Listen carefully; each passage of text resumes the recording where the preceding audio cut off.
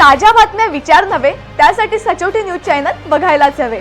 ज्ञान मनोरंजन संस्कार देणारे चॅनल सचोटीला सबस्क्राइब करा, बेल आयकॉनचे बटन दाबा, सोबत शेअर करायला विसरू नका।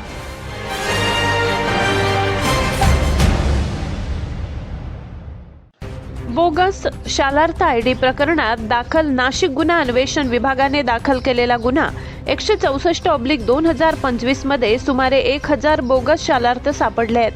त्याची यादी शिक्षण विभागाकडे देण्यात आली।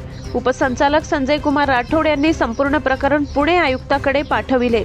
9 मार्च रोजी आयुक्त सचिंद्र प्रताप सिंग यांनी काढलेल्या आदेशात सर्व शिक्षक कर्मचारी संस्थेचे संचालक मुख्याध्यापक दलाल अधिकारी यांच्यावर गुन्हा दाखल करावा असे आदेश दिले। त्यामुळे नाशिक विभागातील 1500 लोकांवर गुन्हे दाखल होतील।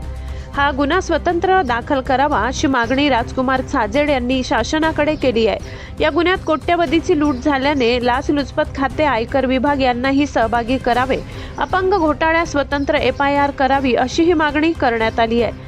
मनोज रामचंद्र पाटील, शरद शिंदे, ॲडव्होकेट किरण पाटील, DD पाटील, मनोज आत्माराम पाटील यांच्यासह नितीन उपासणी, रामचंद्र जाधव, नितीन बच्चाव, BB पाटील, किरण कुवर, तुकाराम सुपे, दिनेश देवरे, BJ पाटील यांच्यावर स्वतंत्र गुन्हा दाखल करावा अशी मागणी करण्यात आली आहे।